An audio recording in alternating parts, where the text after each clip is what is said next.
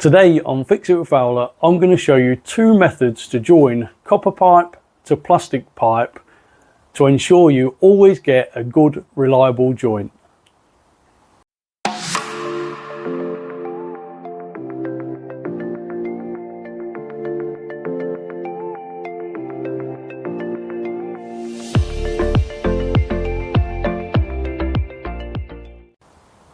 Okay, so first thing we need to talk about is the plastic pipe itself. Now there's a few different manufacturers and I tend to use either JG Speedfit or HEP 2.0. Now both are as good as each other, however the HEP 2.0 has a 50-year guarantee if you use the pipe and their fittings. Speedfit offers a range between 25 years and a 50-year guarantee. So both particular manufacturers are really reliable and you could use either. So I'm just going to show you the difference between the pipes and the actual fittings. So this is HEP 2.0 pipe and the fittings. And what you always get with plastic pipe is a pipe support.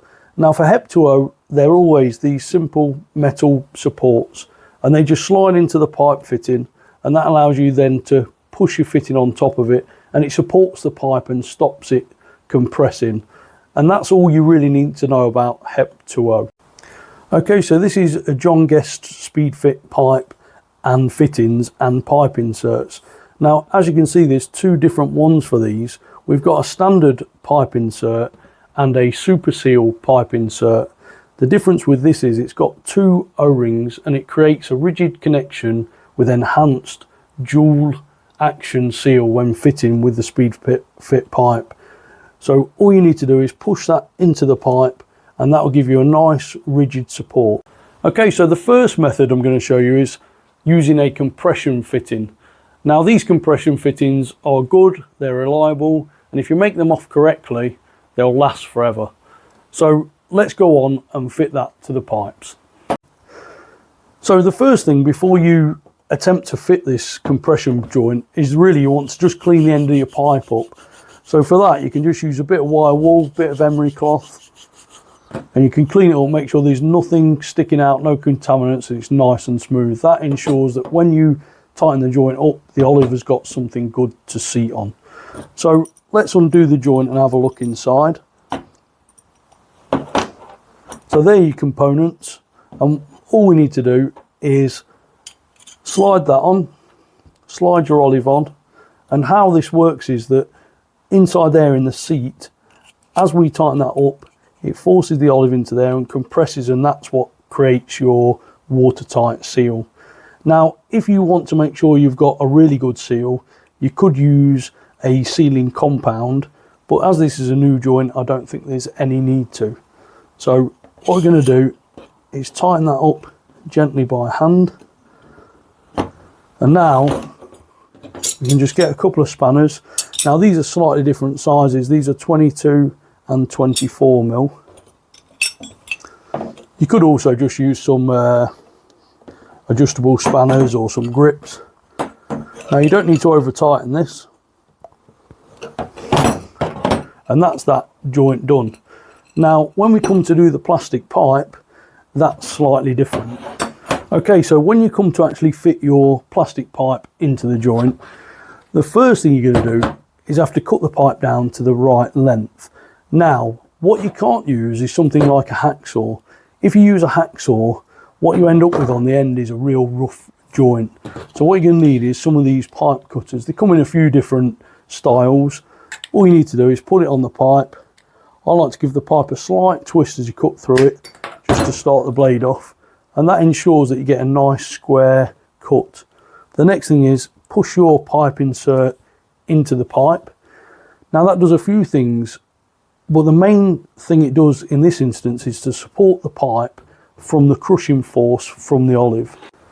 So if we undo this joint now, and we're going to repeat the same process. So we're going to slide this over the end of the pipe fitting, get your olive. Now that'll be slightly difficult because we've got this extra rubber insert. If we were using a standard insert, it'd probably be a bit easier, but but it wouldn't be as reliable. So we're going to push that into the compression pipe fitting, slide the olive up, And then we're going to do exactly the same method. We're going to tighten this up by hand. Now I'm going to cheat a little bit, and oh no, I don't need to. Put the spanner onto the middle of the fitting, that will hold it, stop it turning. We can then tighten this up. Normally a few turns will suffice. Now if I undo that, I'll show you actually what it's done on the actual pipe. As you can see, what it's actually done is compressed the olive onto the plastic pipe and onto the pipe support. That way when it's in there, it creates a nice watertight seal. And that is the first method done. So if you're finding this video helpful up to now, please don't forget, give the video a thumbs up, leave me a comment in the section below, and that allows my video to reach more people. Don't forget to subscribe to my channel, and most importantly, all these parts that I've used in this video are available via the links below in the description. Okay, so on to the next method, and this is by far the simplest, quickest method of joining the copper pipe and plastic pipe. So all you're going to need is similar to what we had before, but you're just going to need a push fit fitting. So like I said, you need to make sure you use the same manufacturer to the same pipe. That way it guarantees that you're going to get a nice watertight reliable joint. So first things first, let's talk about the copper pipe. Now you can't fit the copper pipe straight onto the plastic fittings if the end is like this. Now this is a cut end from the manufacturer, and really what we're after is a beveled end. Now if we was to push this end straight into the fitting, if you look inside there, hopefully you can see there is actually rubber O-rings. Now if you were to push that sharp copper in there, what's going to happen is that's going to cut or damage them O-rings and prevent you getting a watertight seal. So the first thing we need to do is cut the pipe. So all you need to do is get your pipe cutter, slide it onto your pipe,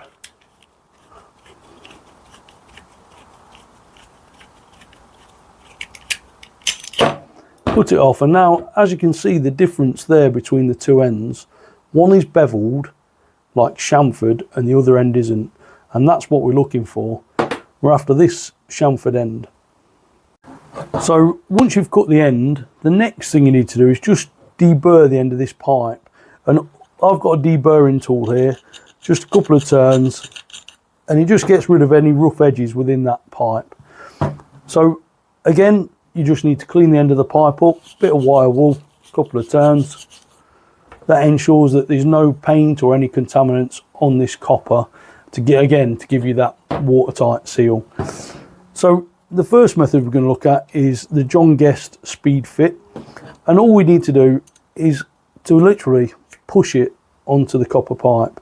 Now once you've pushed it right on, you just give that a turn, and that is it locked into place. So that's it onto the copper pipe, and now we're going to insert the plastic pipe. However, there's a few little tips that are worth knowing.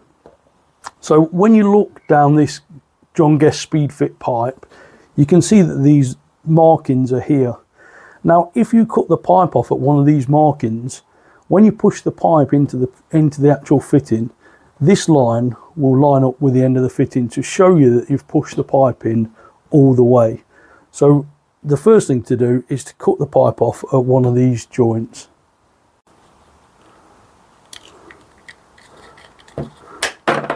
So the next thing is to decide which insert you would like to use. Me personally, I prefer these because you've got just that more reliable connection. So push that into the fitting, into the pipe, sorry. And like I said, because you've got this extra O-ring, it does actually make it a bit more difficult to push into the fitting itself. So you push that in, and as you can see, we're up to that mark, and then you just give that a turn, and that is the joint completely finished. Okay, so that's the joint made off. However, if you've made a mistake and you want to alter this joint, maybe move it down the pipe, or the plastic pipe's too long, for whatever reason, I'm going to show you just how easy these are to get off. You don't need any special tools, just a few twists and a pull and the joint is off. So let's start with removing the plastic pipe from the fitting. All you need to do is turn this round so that it's open, press that in, give it a little bit of a twist, and that's it out. Now it is tighter again because of this O-ring we've got. If we want to get it off the copper pipe, we can just do the same thing, undo that, push that in, gently wiggle it, and that's it off. And that joint, sorry, this fitting can be used over and over again. So that's the advantage of the John Guest Speed Fit fitting. They're really easy to take off. So the only drawback with this Speed Fit fitting, in my opinion, is that if you forget to tighten this end up, there is a chance that if this gets knocked, you could move that joint along the pipe. Now, if that happens, there's every chance that under pressure, that could come loose. Now, it's unlikely, but it's possible. So for me, John Guest is not my preferred method. My preferred method is something called HEP 2.0, and it's really straightforward to use. It's the same thing as principle as before. You need to make sure that the end of the pipe is a cut end that you've made with a pipe cutter so that it's chamfered and deburred, because you don't want to damage the O-rings that are inside the fitting. So all you need to do is literally push that on, and if you push it on as hard as you can feel when it seats up to this central part of the joint. So that's it onto the pipe. You can't pull it off. That's it on solid. Okay, so on this HEP 2.0 pipe, we've got a similar system to the John Guest. Now, if you look along here, we've got H and an arrow, H and an arrow, and basically that's the same principle. If you cut on a H or an arrow, it refers to the next one when you push it into the pipe fitting. So the next thing we do is cut the pipe. Again, using some of these plastic pipe cutters, select the point you want to cut. Just as it digs into the pipe, always give it a bit of a twist, and that just helps the blade to cut into the pipe and stops you deforming the pipe. So we've cut that on the line. The next thing, HEP 2.0 only has one type of insert, and these are these metal inserts themselves. So push that into the pipe, and that's the support for the pipe.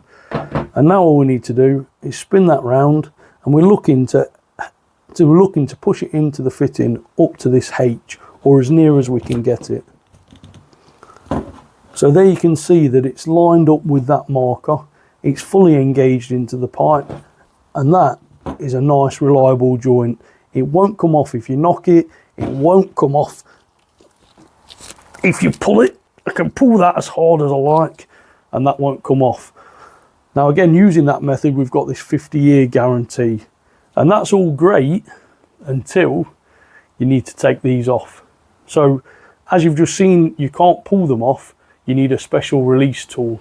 Now these tools either come on a set like that, they're not expensive, or you can get them individually. So I'm just going to show you really simply how to remove this. Okay, so once you've got the right tool, now these come in different sizes, and for 15mm it's the blue ones. They've got these little indents on the back, and that's how it releases. So all you have to do is snap that over the pipe, slide it up to the fitting, and now if you push that in, you can then twist the pipe and that will release. And then the same method for the copper. You push that in and then twist it. You can twist the fitting, twist the pipe, and that's it released. So they're the two methods. My preferred method would be to use the push fit method, unless you've already got one of these joints on the pipe that you're wanting to replace or extend. If you have, then obviously it's easier just to replace that part of the fitting. So hope you like the video. Don't forget, give the video a thumbs up, leave me a comment, and see you soon.